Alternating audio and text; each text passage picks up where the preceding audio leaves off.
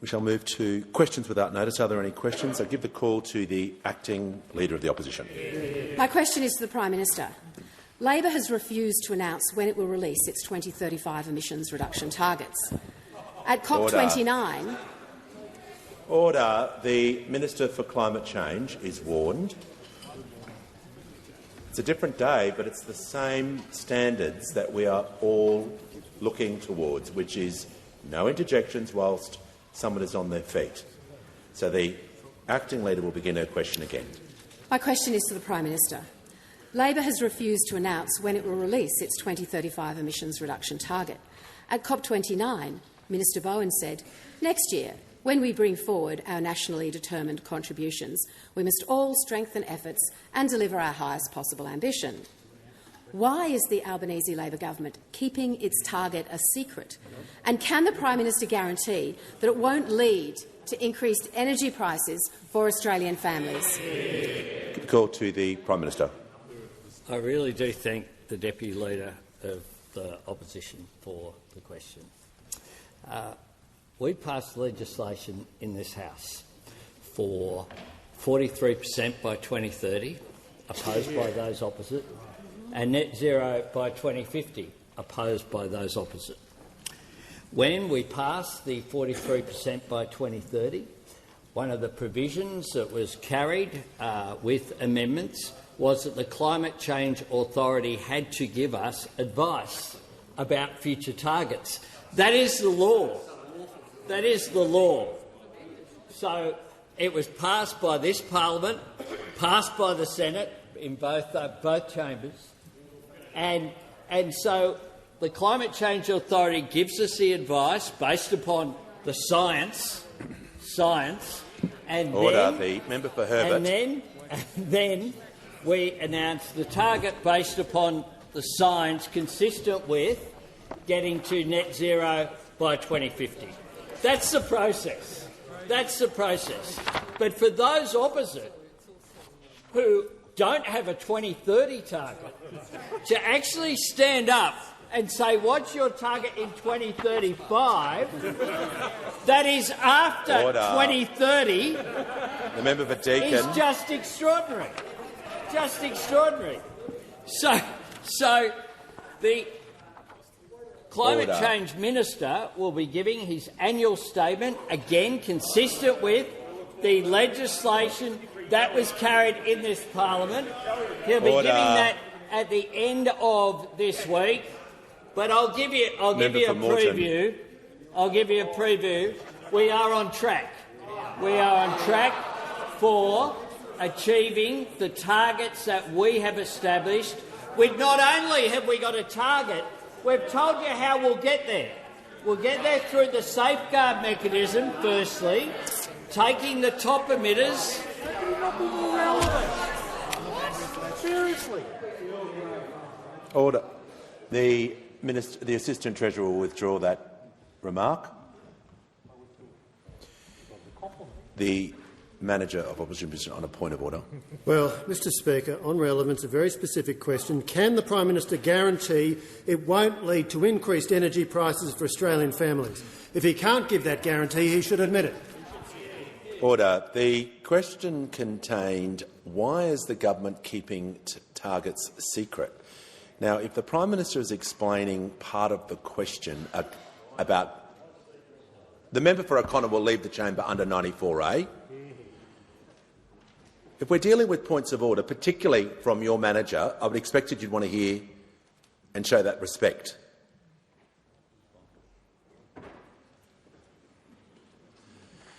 So the Prime Minister is being directly relevant. He wasn't asked about alternative approaches. He wasn't asked about alternative policies. He hasn't gone into that space. So I'm just going to listen carefully to make sure he's being directly. But he couldn't be more directly relevant if he's articulating why the government is pursuing what they're doing. The short answer is I'm complying with the law. That's the short answer. That those opposite, of course, don't have a target. We not only have a target of 43%, we've told you how we'll get there. The safeguard mechanism on the top emitters that's working, and the capacity investment scheme that is working even better than we envisaged. So we have a plan. We have a process to get there to that objective. Those opposite don't have a target for 2030, oppose net zero by 2050, and have a nuclear plan sometime in the 2040s, and no idea how you keep reliability of energy supply in the meantime. None. No idea, no costings, no plan.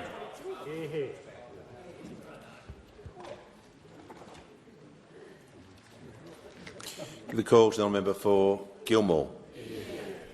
My question is to the Prime Minister. How is the Albanese Labor government providing cost of living relief and building more homes, and is there anything standing in the way?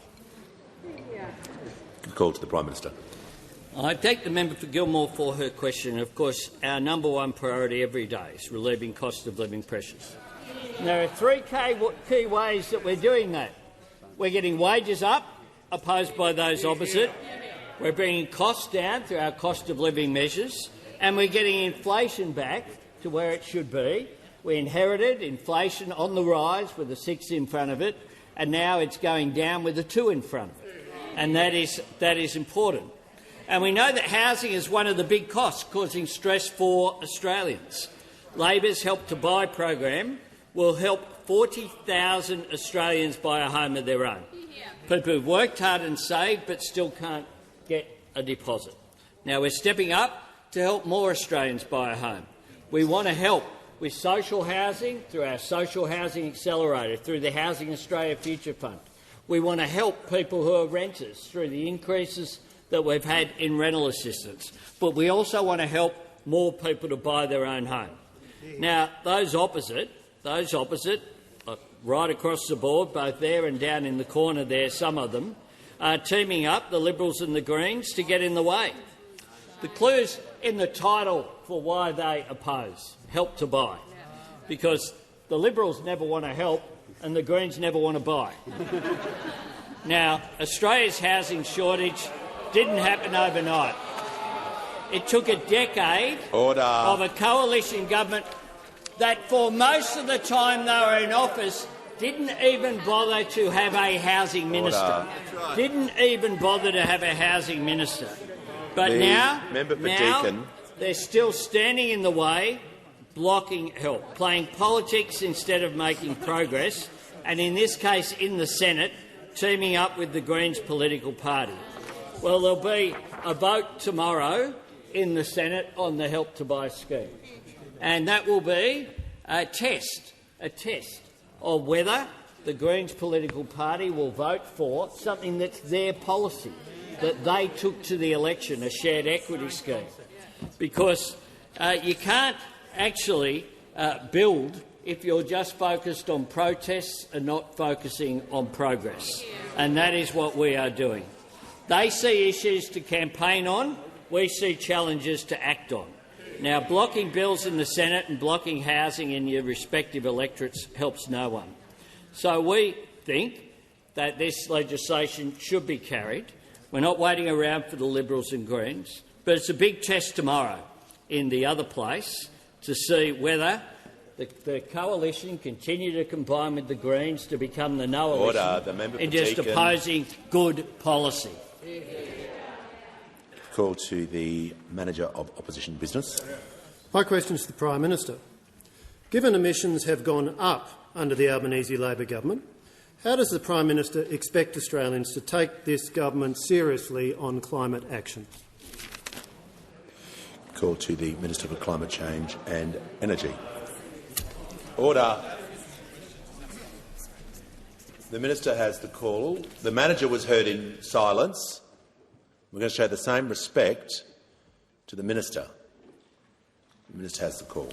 Well, thank you very much, Mr Speaker, and we on this side of the House welcome that question. You know, chutzpah is a wonderful word, Mr Speaker, and we've seen a wonderful example of it from the opposition today.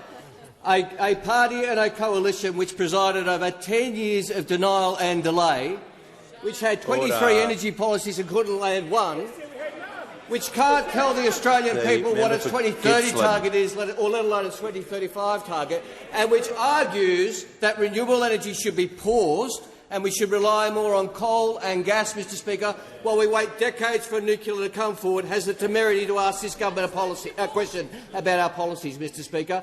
When we have legislated a Climate Change Act, when we've legislated safeguards reforms, when we've legislated new vehicle efficiency standards, which the member for Bradfield tried to do and got rolled by his cabinet, Mr Speaker, we've done it, which he couldn't deliver. He said we'll reduce emissions and he couldn't get it done. We've gotten it done. Order. We've got it done, and we're continuing to get those things done. And as the Prime Minister has foreshadowed, this week I will release the government's annual climate change statement in accordance with the Act. Now, that is world's best practice in terms of transparency and accountability when it comes to emissions reductions reports. I'll be releasing the Climate Change Authority's annual progress report, Mr Speaker, which I've received and will table in the House. And it will make clear, together with the government's projections— Look, the question was broad in anyone's example, so the manager will be able to take a point of order. But if it's on relevance, when you ask a question about how can the government be taken seriously on climate action, and the minister is going through a detailed list of things about how the government is being serious on climate action, it's going to be difficult to take on relevance, but I'll hear the point. Thank you, Mr Speaker. It is on relevance. The fact is emissions have gone up. Can the minister— The Leader of the House. Just point of order, Mr Speaker. That was clearly an abuse. You advised that the minister was already relevant. He then took a point of order on relevance and then added nothing but a comment, added nothing to consideration of the standing orders at all. It was complete abuse. This behaviour has been creeping in more and more, and you can't have a situation where I don't like the answer, so I'm just going to jump up and say something. That's never the way question time has been run, and it's not going to run that way now. I like to give everyone a fair go, and people are entitled to take a point of order and relevance, particularly for the high office that the manager holds, but that's just taking the mickey. So the manager is now warned, just as I warned the Leader of the Opposition last week, we're not going to have that. It's not fair on everyone. The Minister, in continuation.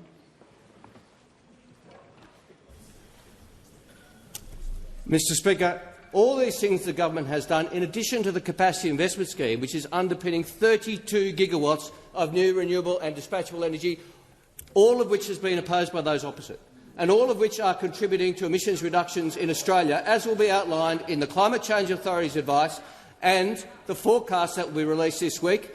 And I look forward to the opposition's detailed policy response, which will outline, no doubt, the full costings of their nuclear plan, no doubt the emissions impact of the nuclear plan, which will see emissions balloon under their nuclear plan, Mr Speaker. I look forward to all those details from the opposition on Thursday. No doubt they've had plenty of opportunities. The member for Fairfax will have a lengthy opportunity to respond, and I'm sure it will be jam-packed full of policy detail. When the House comes to order, we'll hear from the honourable member for Macarthur. Thank you, Mr Speaker. My question is to the Minister for Housing and Homelessness. What is the Albanese Labor government doing to help Australians with cost of living pressures around housing, and what is standing in the way? Call to the Minister for Housing and the Minister for Homelessness. Thank you, Speaker, and I thank the fantastic member for Macarthur for his question. And it gives me a great opportunity to update the House on Labor's bold and ambitious housing agenda, Speaker, an agenda that comes after a wasted decade under those opposite. As the Prime Minister reminded us, Speaker, a decade for most of which those opposite did not even have a housing minister. That's how tapped out of this problem they were. Order. Now, Speaker, the election of our government changed that attitude. We have a Commonwealth government stepping up, leading the country and working with the states to get better housing options for Australians. We're working to get the country building more homes. We're getting a better deal for renters, and home ownership, Speaker, is a critical part of that agenda. Now, in your electorate, Speaker, and in mine, there are low and middle income Australians who have been locked out of the housing market, key workers who need and deserve government's help to get into a home, childcare workers, teachers, nurses, cleaners. and Labor's Help to Buy bill is part of the puzzle in addressing this. Now, I'm asked what stands in the way. What stands in the way, Speaker, are those opposite. They say no to everything. For every good thing our government is doing, there is nasty negativity and reckless opposition, and on housing it is no different. But the biggest hypocrites of all, Speaker, are the Greens. For everything our government has tried to do on housing this term, the Greens— just to invite the minister to withdraw that comment. I will withdraw that if you like. Absolutely, Speaker. Withdrawn.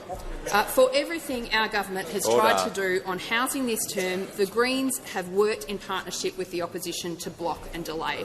And the net effect, Speaker, of the Greens' presence in this parliament on housing is thousands of Australians who have been denied a home and fewer homeowners. It is not a record that I would be particularly proud of. Australian Greens. Now, they have a chance this week, Speaker, to redeem themselves by allowing our housing bill's passage through the Senate.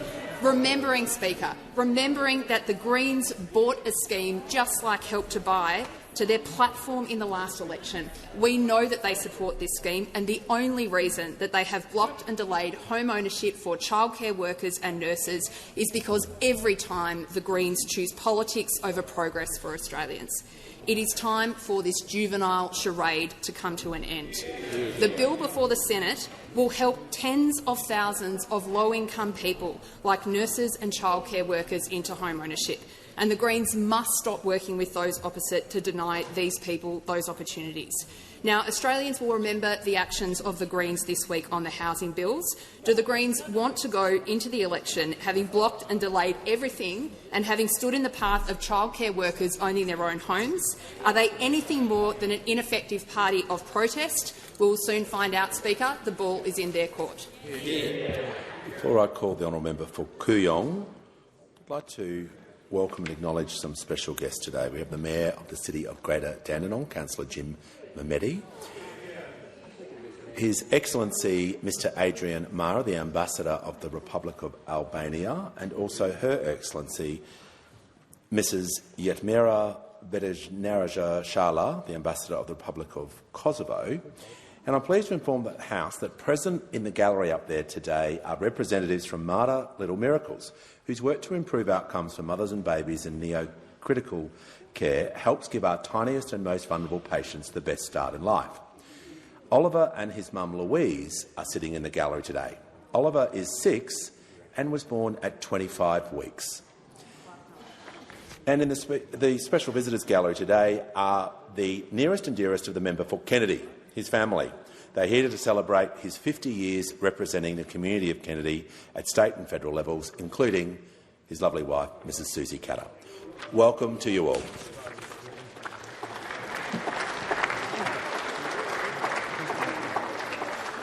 Let me give the call to the honourable member for Kooyong. Thank you, Speaker. My question is for the Minister for Environment and Water. Minister, a recent review found that major supermarkets are in some cases charging more for unpackaged fruit and vegetables than they are for plastic-wrapped produce. One example was loose potatoes, which cost 53% more than bagged ones. With Australians already struggling with the cost of living crisis and some really trying to do the right thing by reducing their plastic waste, how is the government going to hold supermarket chains accountable for fuelling Australia's plastic pollution? Give the call to the Minister for the Environment and the Minister for Water. Thanks so much, Mr Speaker, and thank you very much to the member for Kooyong for that excellent question. It really is quite outrageous that the supermarkets are actually making it more expensive for families to do the right thing when they're doing their shopping. Bananas come in their own packaging. Oranges come in their own packaging. They don't need to be wrapped in plastic as well.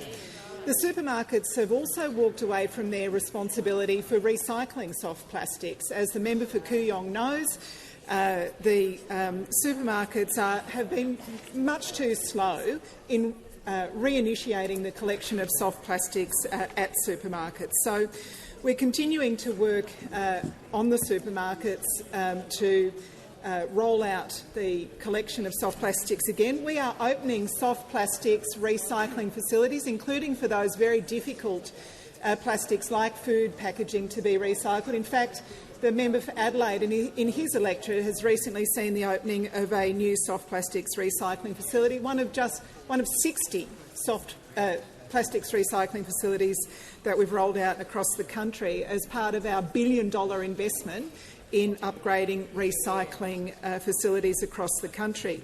And we're also, of course, working with state and territory governments on packaging regulation. We need to create less of this waste in the first place. We need to make sure we're making demands on packaging makers, like upping the level of recycled content in packaging, reducing unnecessary packaging, getting rid of those particularly bad additives. Of course, we're also banning the import or severely restricting the use of around 500 of those PFAS group of chemicals from the 1st of July. Again, that will make a huge difference on this side. And we're working internationally because, of course, this is an international problem. We're working with countries in our neighbourhood like East Timor and Indonesia to deal with issues like the ghost nets and the ocean plastics that are washing down from our neighbourhood, to take those plastics out of the ocean. And right now, today, in fact, in Busan, the negotiation on the Global Plastics Treaty has started in Busan today. This is the final stage of the negotiation. Australia has been advocating very strongly for an ambitious treaty that restricts the production of new plastic and focuses much more on recycling the plastic that we've already got in circulation globally. We are absolutely determined to reduce the amount of plastics being used. It's such a shame that those opposite teamed up with the Greens in the Senate to actually disallow the cost of licences to export our waste overseas. It was your policy when you were the minister. Why would you disallow it? Order. The acting leader and the Minister for the Environment will cease interjecting. Give a call to the member for Paterson. Thanks, Speaker. My question is to the Treasurer. What is the Albanese Labor government doing to help Australians with the cost of living, and what obstacles stand in the way, Treasurer? Give a call to the Treasurer. Thanks, Mr Speaker, and thank you to the member for Paterson as well for always maintaining a focus on the main game, which is the cost of living. The member for Paterson knows that when we came to office, Australians were going backwards. And that's because inflation was higher and rising, wages were lower and real wages were falling quarter after quarter. There were huge deficits and enormous debt, and that altogether meant that Australian living standards were falling. And we know that people are under pressure. We know that people have got a lot of ground to make up in their household budgets, and that's why it's our primary focus on this side of the House. And we have made some good, substantial progress. Inflation is now less than half what we inherited. It's back in the Reserve Bank's target band, and real wages have grown now for 4 quarters in a row. We'll get some monthly inflation data on Wednesday. That monthly number bounces around a bit, but really anything with a 2 in front of it will show the kind of progress we've made since it was north of 6% under those opposite, Mr Speaker. Now, despite good progress we're making in the national numbers, we know that that doesn't always automatically translate to how people are faring or feeling in the economy. We know that it's not mission accomplished because people are still under pressure, and that's why our cost of living help is so important. Getting inflation down, getting wages up, tax cuts, energy bill relief, rent assistance, cheaper medicines, cheaper early childhood education. And we've done that at the same time as we've delivered 1 million jobs and delivered 2 surpluses in 2 years, when those opposite couldn't deliver a single surplus in 9 years, Mr Speaker. Now, worse than that, those opposite, when they had the opportunity to support cost of living help, they couldn't bring themselves to do it. And that means, because they oppose cost of living help, it means that people would be much worse off today if those opposite had their way. On this side of the House, we've come at the cost of living challenge from every responsible angle. And at every single turn, those opposite have argued for and voted for lower wages and less cost of living help. And that means that people would be worse off today if they had had their way. So this is the risk they pose, Mr Speaker, because this is their record. They left behind higher inflation and falling real wages and more deficits and debt, and we have been working around the clock to turn that around. And those opposite are a risk to the progress that we have made, because of that record of coming after wages and cutting Medicare and rorting the budget, Mr Speaker. Now, this side of the House, we know that Australians are under pressure, but more than acknowledging that, we're actually doing something about it. And what that means is Australians would be worse off without our cost of living help, and they would be much, much worse off under those opposite. The biggest risk to household budgets is a coalition government, Mr Speaker. This is why they haven't come clean on any alternatives, because the alternative over there is more inflation, lower wages and less help. Call to the honourable member for Nichols. My question is to the Prime Minister. Former ACTU President and member for Throsby, Jenny George, has written in relation to your government's failure to deliver a promised $275 reduction in power bills, and I quote, "With each broken promise, trust diminishes.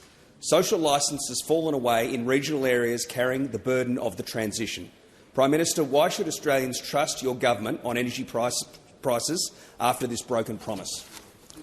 Call to the Prime Minister. I thank very much, and I thank the member for his question. Jenny George was indeed a fine president of the ACTU, who represented working people day in, day out while she was there. And then, of course, she came into the electorate of Throsby, and now she's an Australian columnist. Sometimes people change, Mr Speaker. Sometimes they change. Sometimes they change, Mr Speaker. It happens. Mike Latham once sat as Leader of the Opposition. Sometimes that happens, Mr Speaker. And when it happens, that's okay. And when it happens, that's okay too. But what we have done, Mr Speaker, is to make sure that we are delivering on our commitment that we made to take action on climate change. And we know that from those opposite want to have a debate about our plan for renewables, firmed by gas, with their plan for I don't know what, in between now and the 2040s, when nuclear will come in. Well, a couple of little facts. Nuclear energy peaked as a proportion of global energy in 1996, and it's been falling ever since. The number of nuclear reactors worldwide peaked in 2002, 22 years ago, and last year the world added 460 gigawatts. Pause. The member for Nichols is seeking a point of order. Mr Speaker, it was about reduction in power bills and broken promises and trust diminishing, and the Prime Minister is not addressing that. Well, if the Prime Minister is talking about energy prices, and it's a pretty broad question with a preamble about a newspaper article, it wasn't a short question, and I think would be a fair statement. So we're just going to listen to the Prime Minister to make sure he's being directly relevant. I believe he is, and he's entitled to, if you ask about energy prices, he's going to, I don't know what he's going to say, but he's going to give an answer on that topic. Mr Speaker, and there are a number of articles. This is a regular columnist for the Australian, and good luck to Jenny George, and I wish her well. But when we're talking about a plan to go forward, as the world is, that plan is being driven by renewables and the shift that's happening with the transition to clean energy. That is what is happening. And that's why the world last year added 460 gigawatts of new non-hydro renewables, while nuclear energy generation went backwards by 1 gigawatt.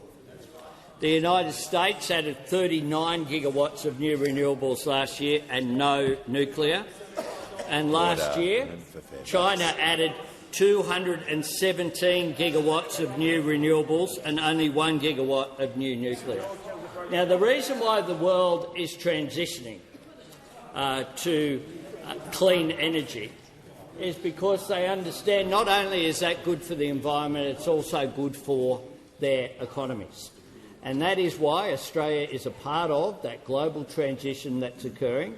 Those opposite want to press the pause button, don't have any plan for between now and 2040s, and won't tell us how much their plan will cost. That will contribute some 4% 4% of our energy needs in the 2040s. Concluded. We call to a member for Blair. Speaker, my question is to the Minister representing the Minister for Employment and Workplace Relations. What is the Albanese Labor government doing to lift wages? Are there any threats to the pay of Australian workers? Call to the Leader of the House. Thanks very much, Speaker, and I thank the member for Blair for the question and for his commitment to getting wages moving in Australia. This government's committed to lifting wages, to fighting inflation, to strengthening Medicare and to building more houses. Those opposite, throughout all of the arguments we've had with respect to lifting wages, have opposed us every single time. Every single time, right from the election campaign, when the Prime Minister was asked whether or not wages should keep up with inflation, and he answered with one word, which was absolutely. Absolutely. And when those opposite heard it, they thought it was a mistake. They couldn't picture the concept of conviction for working people. They had no way of handling it. So they then came up with their different arguments when we introduced the legislation to get wages moving. First, they claimed it would be inflationary, and yet while wages have been rising, inflation has halved. They then claimed there'd be crippling economy-wide strikes. Strikes are now running at 1/6 the rate they were under the previous government. That's right, the final quarter for the previous government, the number of days lost to industrial action was 6 times higher than it is now. So why would it be that they voted against pay rises for Australian workers 48 times? Why would it be that they've done that? Why would it be that they are so committed to oppose the concept of people earning more and keeping what they earn? Because they've done it every single time. Our approach to the minimum wage, the annual wage review, has been to go in every time and argue for wages to be improved so that people don't go backwards. We've done it every single time. They had a complete opposition to that approach. Instead, their approach was for low wage growth to be a deliberate design feature of their economic management, and they delivered it. Successfully for a decade, wages flatlined. But as a result of the changes of policy of this Prime Minister, as a result of the changes of law of this government, what have been the outcomes? The minimum wage over the 3 annual wage reviews has now gone up by 18.5% in the life of this government. That's for the people who are the lowest paid in Australia, earning $7,451 extra a year. On award wages, 14.8% increase over the life of this government. Aged care workers on a 15% increase, opposed by those opposite. Early educators on a 15% increase, opposed by those opposite. The gender pay gap at the lowest level it's ever been since records began because of legislation, opposed by those opposite. Mine workers, cabin crew, meat workers, all earning more and keeping more of what they earn. Call to the honourable member for Lindsay.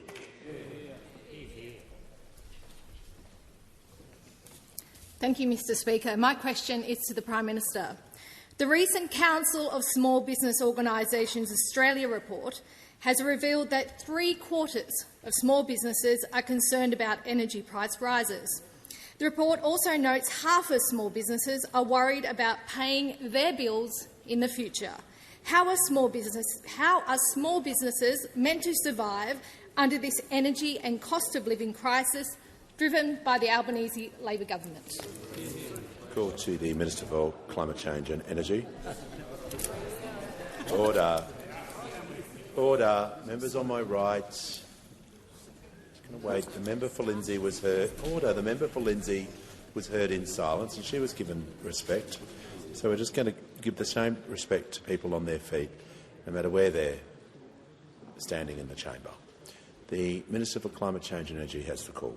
Well, thank you, Mr Speaker. And of course, the government's acutely aware of the concerns of small business when it comes to energy prices. That's why we've delivered 2 rounds of energy bill relief to small businesses, Mr Speaker, opposed by those opposite, opposed by the member for Lindsay. Two successive budgets delivering energy bill relief not only for households but for small businesses. because when we say small business is the engine room of our economy, we mean it, Mr Speaker, and we deliver for them. Mr Speaker. All they deliver are slogans and platitudes and contempt for small business. We're also delivering support for small businesses through the CEC and other programs to help them invest in their own businesses to reduce their energy prices and bills, Mr Speaker. That's what we're doing. We're getting on with the job of practical projects to help small businesses, as well as energy bill relief. We deliver, while the opposition delivers nothing but slogans. Call to the honourable member for Dunkley. Thank you, Speaker. My question is to the Minister for Aged Care and Sport. How are the Albanese Labor government's boost to wages and once-in-a-generation aged care reforms improving the lives of older Australians and the people who care for them? Give a call to the Minister for Aged Care and the Minister for Sport. I thank the member for Dunkley for her question and for her advocacy for older people in her beautiful part of the world. Since the election of the Albanese government, we have worked relentlessly to fulfil the mandate required by the Royal Commission to restore dignity and quality back to aged care. There is now a registered nurse on site in aged care 99% of the time. Older Australians are receiving an additional 3.9 million minutes of care every single day. And so far, 136 of the 148 recommendations of the Royal Commission have been directly addressed. And today marks the passage of the most impactful aged care reforms in 30 years. Today, our rights-based aged care bill passed the Parliament, creating a law that puts older people and not providers back at the heart of aged care. Older Australians will receive compassionate and person-centred care delivered by skilled workers who are respected and fairly paid. The aged care system will be sustainable, with those who can afford it making contributions towards the cost of their own care. I want to share with this chamber a story about a duo named Joan and Michelle, who exemplify exactly what these reforms are about. Michelle is a personal care worker on the Sunshine Coast in Queensland. She is one of the 250,000 aged care workers who received a pay rise and a tax cut from the Albanese Labor government. And through our fee-free TAFE, Michelle is now doing a diploma of nursing to further her career and become an enrolled nurse. Michelle supports Joan, a 96-year-old pensioner and home care recipient. Joan and her husband John lived and worked in Avondale, raising their family of 10. And after her kids left the nest to have families of their own and her husband John passed away, Joan moved to a retirement village in Nambour. And like a growing number of Australians, Joan wants to live in her own home for the rest of her life. And under Support at Home, that will now be possible. Support at Home will ensure Joan has faster access to assistive technology like walkers or wheelchairs and increase the maximum level of support from $61,000 up to $78,000. Support at Home will offer a temporary boost in funding available to Joan if she has an accident or needs restorative and allied health support. This is how the Albanese Labor government's once-in-a-generation aged care reforms are improving the lives of older Australians and the people who care for them. Good call to the honourable member for Fairfax. Thank you, Mr Speaker. My question goes to the Prime Minister. Can the Prime Minister please advise how much taxpayers' money the Albanese Labor government has committed to spend on agreements arising from COP29? Order. Give the call to the Minister for the Environment and the Minister for Climate Change and Energy. Order. The acting Leader of the Opposition just going to listen to the answer. Thank you, Mr Speaker. I'm delighted to take the question from the member for Fairfax. The answer to his question is zero. Mr Speaker, last week the government was requested by other governments to enter into certain agreements and arrangements, which we did agree to. We joined, for example, the Global Energy and Storage Bridge Pledge, which is a very good thing to do. We joined the call to action for no new coal at the request of and suggestion of the United Kingdom government. And we signed the Australia-UK Climate and Energy Partnership, Mr Speaker. And after I signed that with Secretary of State Miliband— Members on my left, the member he said, and I quote, Fairfax and the member for Page. Hang on a sec. The minister is listing specific answers to the question that he was asked about, and he's going through a list. We've got to be able to do this respectfully, and if you've asked a question, there's detail involved, I would have thought you wanted to listen to that. So can everybody just make sure we're taking the temperature down and we're just listening to the minister? The minister has the call. Mr Speaker, the member for Fairfax asked me about agreements we'd entered into. After I signed the agreement with the United Kingdom, Secretary of State Miliband said to the media, and I quote, "In Britain, we so admire what Australia is doing on renewables, the drive this government has shown, and we want to learn from Australia in terms of solar, for example, Mr Speaker." That's what the Secretary of Energy in the United Kingdom said. And it also followed the agreement signed by the Prime Minister of Australia and India for closer cooperation in that most important economy when it comes to not only economic matters but the world's transition, because we work with governments across the board on renewable energy, agreements that those opposite would not be able to sign and enter into. And the member for Fairfax implies that there was a cost. There was zero cost. The call to the honourable member for Bean and Opposition Whip. Thanks, Speaker. My question is to the Minister for Education. What is the Albanese Labor government doing to build a better and fairer education system and support students with the cost of living? Are there alternative approaches? I should correct myself as the government whip. And give the call to the Minister for Education. Well, thanks very much, Mr Speaker, and can I thank my friend, the cracking government whip, for his question. See what I did there? Last week, the ACT became the 4th jurisdiction to sign on to the Better and Fairer Schools Agreement. That follows Western Australia, Tasmania and the Northern Territory. That means more funding for public schools, $256 million more for ACT public schools over the next 10 years. That extra funding will start to roll out from July in just over a month's time. But as I've said before, Mr Speaker, this is not a blank cheque. That money will be tied to real and practical reforms to help children who fall behind when they're little to catch up and to keep up, help more young people finish school. And this week, the Senate will debate legislation that we have to pass to make this happen. Today, the Senate is also debating legislation to create, for the first time, paid prac. That's financial support for teaching students, nursing students, midwifery students and social work students while they do the practical part of their degree. These are people who've signed up to do some of the most important jobs in this country. People who teach our children, who look after us when we're sick or when we're old, look after women in domestic violence, refugees. And that same legislation will wipe $3 billion of student debt for more than 3 million Australians. It'll mean for someone with an average student debt today of about $27,000 that their debt will be cut when that legislation passes by about $1,200. And that's just the first step. If we win the next election, we'll wipe a further 20% off all student debts. Combined, these two reforms will mean that for someone with that average student debt of about $27,000, we will wipe $7,000 from their debt. And that's real help for a lot of young Australians, just out of uni, just out of TAFE, just out of home, just getting started. And what does the Liberal Party think of all of this?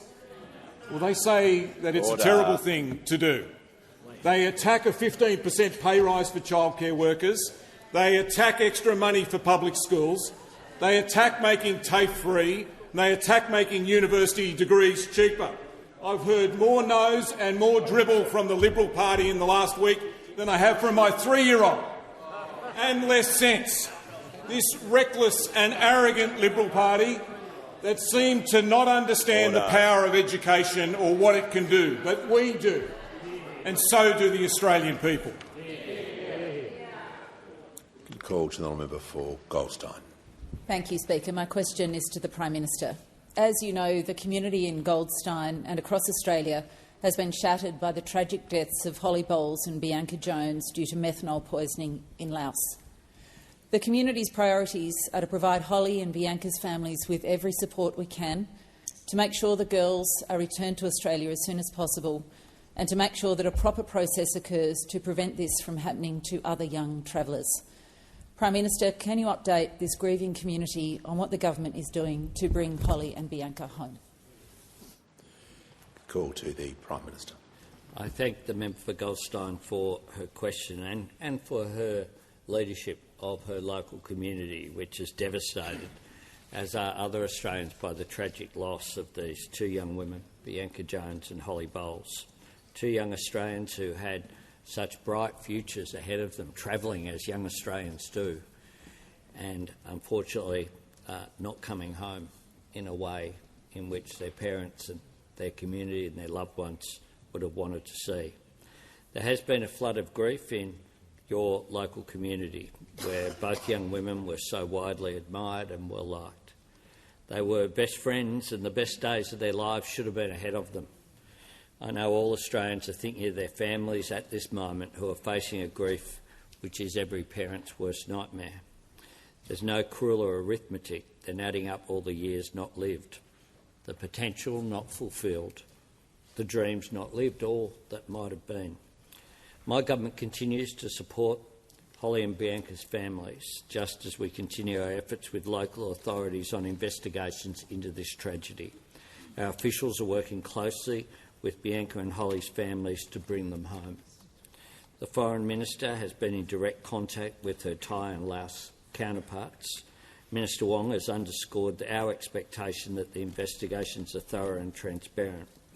Australian officials in Laos and Thailand are working closely with local authorities, including offering assistance in relation to the investigation that's underway, and that includes, I can confirm, an offer of assistance from the Australian Federal Police.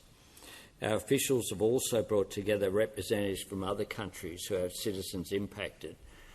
They include, tragically, Denmark, the United Kingdom, the United States and others, to coordinate approaches.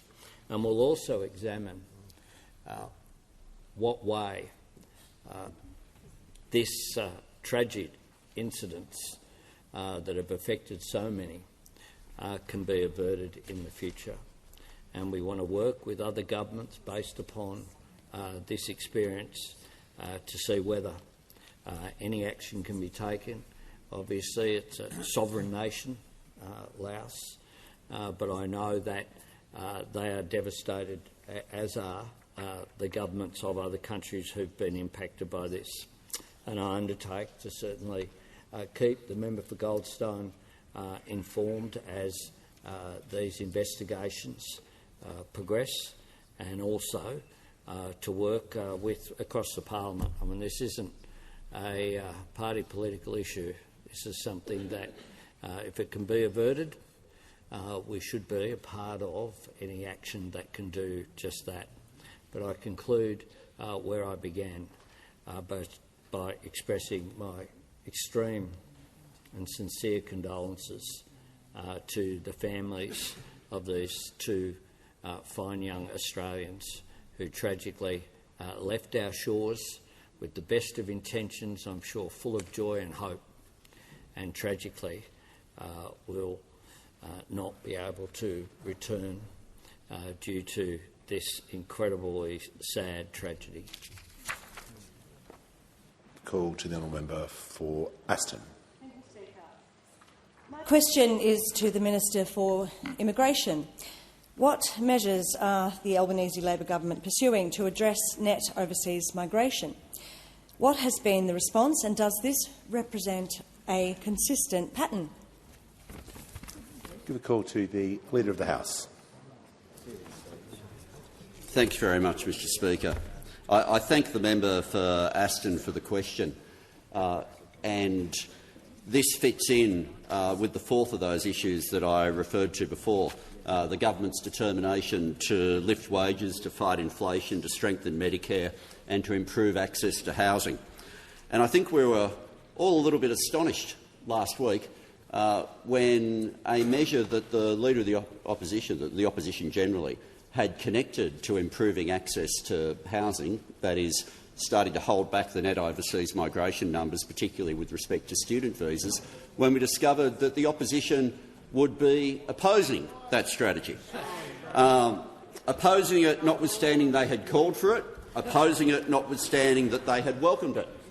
And the member for Aston asks if there's a pattern here, and I think there might be, Mr Speaker. I think there might be. Because, yes, they said that they wanted to fix the migration system. Yes, they said that international students overstaying visas, they described that as a modern version of the boat arrivals. And yet they ended up voting against the government having the power to put caps in place. For Bowman. It's part of the pattern of reckless arrogance that we see from those opposite, because there are policies like one I referred to before, where they're up front, they're opposed to it, and when they give all the speeches opposed to wage rises, we know they're going to vote against wage rises. But the other half is, if they give speeches in support of something, they're going to vote against that too. And it's been fairly consistent the whole way through. So they said they cared about the housing crisis, but they vote against every single measure to build more houses. They said they cared about the cost of living, but when cheaper medicine's put in place, what do? They vote no. They said they cared about energy bill relief. When energy bill relief is put in front of them, what do? They vote no. They said that they cared about getting the skills there for people in the trades to be able to build more homes, but what do when we bring forward free TAFE? They vote no. They gave speeches about young people being in debt, but what do when there's legislation brought in by the Education Minister that's about reducing student debt? They vote no to it. What do they do when it comes to each issue here, particularly of all the ones, migration? When there is something to contain migration, it doesn't matter how many speeches they've delivered about it, they vote no. The reckless arrogance of those opposite is consistent as it is that you know. If they say they're against something, they probably are, and if they say they support something, they're against that too. The call to the member for Sturt. Thank you, Mr Speaker. My question is to the Prime Minister. South Australian Rick Valheim lost both his legs to diabetes and now relies on electricity-powered devices, including his motorised wheelchair. His wife Lynn said that without power they can't lift him out of bed. Their electricity bills have increased from around $900 to $1,400. Why are Australians paying the price for Labor's reckless energy policies? Order. The Prime Minister has the call. Thank you. Well, the question for the member for Sturt is why the member for Sturt voted against energy price relief. Twice. Not once. Order. Members on my left. Not once, but twice voted against energy bill relief. And I hope that the member for Sturt, whose electorate I was in just a few weeks ago, launching our education policy to take money off the debt of young Australians with HECS. I hope that the member for Sturt has told his constituent, and indeed all of his constituents, that firstly they concealed a 20% rise in their electricity bills. It was before the election that indeed the member for Hume introduced a special regulation to make sure that that was hidden from the constituents in Sturt. And I hope that the member for Sturt has apologised to his constituent for voting against the energy bill relief scheme. I hope that the member for Sturt has told his constituent as well that when this government worked with state and territory governments to put caps on coal and gas prices and the support for rebates for households and businesses as part of that plan, that he voted against it. He didn't want it. He regarded that as an intervention into the market that was unnecessary, even though that global spike in prices was having an impact. And I hope as well that the member for Sturt, because I know that Claire Clutterham will certainly be telling the member for Sturt's constituents that your party policy is to invest unknown billions of dollars of their taxpayer dollars in publicly owned nuclear reactors sometime in the 2040s, and between time that there's no plan whatsoever to ensure security of energy supply. Call to the honourable member for Adelaide. Thank you, Mr Speaker. And Mr Speaker, my question is to the Minister for Communications. How will the Albanese Labor government's social media reforms help support parents and protect children when it comes to online safety? Call to the Minister for Communications. Thank you, Mr Speaker, and I thank the member for his question. The Albanese government has introduced world-leading legislation to establish a minimum age of 16 years for social media. Now, we acknowledge that this is complex and novel reform. As the government has outlined, this bill is about supporting parents and protecting children. And it's about making sure children have a childhood and parents have peace of mind. And it's also about the parliament working together to progress important reforms that will set a new community standard. Now, I can assure the House, Mr Speaker, this legislation is centred on the key principle that supports parents to say no. This is a powerful reference point for society. It also centres on the principle of protecting young people, not isolating them. Social media in its current form is not a safe product for them. Access to social media does not have to be the defining feature of growing up. There is more to life than constant notifications, endless scrolling and pressure to conform to the false and unrealistic perfectionism that can be served up by influencers.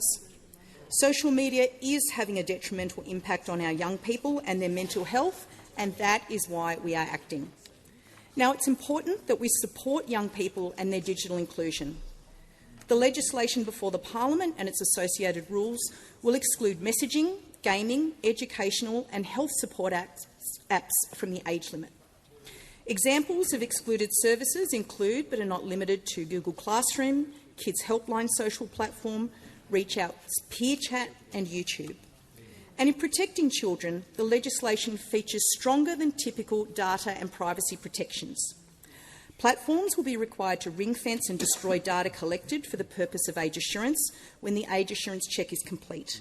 Not destroying data would be a breach of the Privacy Act with penalties of up to $50 million. And we have made clear the digital ID framework is not in scope and will not be used for age assurance.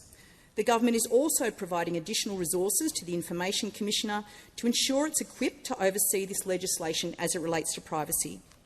Mr Speaker, this legislation will deliver greater protections for young Australians during critical stages of their development. It places the onus on social media platforms, not parents, not young people, to take reasonable steps to ensure these protections are in place. I welcome the prompt review of this bill by the Senate committee. I look forward to its assessment, and we will consider further steps in response that the bill should take in the protection of Australian children. Give a call to the member for Wentworth. My question is to the Prime Minister. Australians are the biggest per capita losers on gambling. 18 months ago, Peter Murphy's review recommended a ban on online gambling, and this is widely supported in my electorate, including by a mum I met in King's Cross who's working as a cleaner, desperate to help her son escape online gambling and the damage it has done to their family.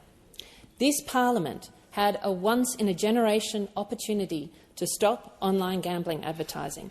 Why have you abandoned it? Call to the Prime Minister.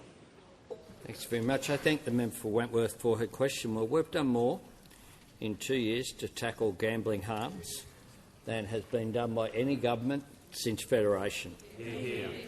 We've also made it very clear that the status quo is untenable, but we continue to engage with stakeholders on our response to what is an important issue. We have established a mandatory customer ID verification for online wagering. We've banned the use of credit cards for online wagering. We've forced online wagering companies to send their customers monthly activity statements outlining wins and losses. We've introduced new evidence-based taglines in wagering advertising. We've provided direct funding for specialist financial counselling to support people affected by problem gambling. We've introduced nationally consistent staff training. The Prime Minister will pause. The Prime Minister has concluded his answer. Give a call. Order. Order. And the House comes to order. We'll hear from the member for Hasluck. Thank you, Speaker. My question is to the Minister for Resources and Northern Australia. How will the Albanese Labor government's Future Made in Australia create more jobs in the resources sector with the introduction of the production tax credits for critical minerals, and what is standing in the way of those new jobs? The call to the Minister for Resources and the Minister for Northern Australia. Thank you very much, Mr Speaker. I want to thank the hard-working member for Hasluck for her question, because she knows Australia's critical minerals and rare earths are in demand right around the world, and that demand will only grow as we create more green technology, and of course they are integral for defence technologies that need our rare earths. The production tax credits for critical minerals are the biggest single investment any government in this country has ever made in the resources sector. The Treasurer this morning introduced the 10% tax credit for processing critical minerals that will create highly paid jobs, good jobs and wealth for future generations of Australians. Now, industry was active in its development, and indeed that's why industry has lined up to support it. And if I could remind everyone here of the support we have from the Association of Mining and Exploration Companies. The CEO, Warren Pearce, has said, after months of detailed consultation with industry, companies and key stakeholders, it is clear this vital assistance has been well designed and will be effective. It provides confidence to the growing critical minerals sector and demonstrates to the market and investors that Australia is open for business and serious about developing a value-added industry right here in Australia. The CEO, Warren Pearce, goes on to say, talking a good game isn't good enough. We need real action, and the production tax incentive is exactly what industry is seeking. And then the CEO of the CME, the Chamber of Minerals and Energy in WA, has said, this measure recognises the federal government's commitment to supporting industry to level the playing field in what is an intensely competitive global market.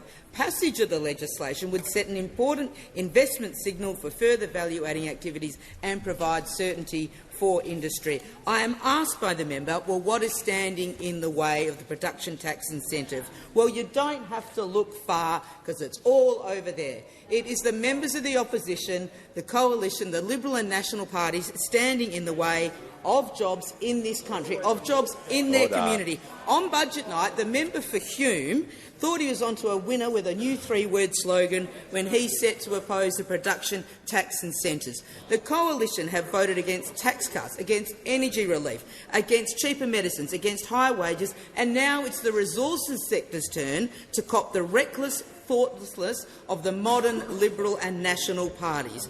By their words and deeds, Mr Speaker, in opposing this support for the critical minerals industry, the coalition are showing themselves for exactly what they are: anti-Western Australian, anti-Queensland, anti-jobs in communities right through your electors. They are anti-resources and they will pay a price. Well, I say to the opposition, why don't you support production tax credits for critical minerals? Well, it's because you are anti-resources.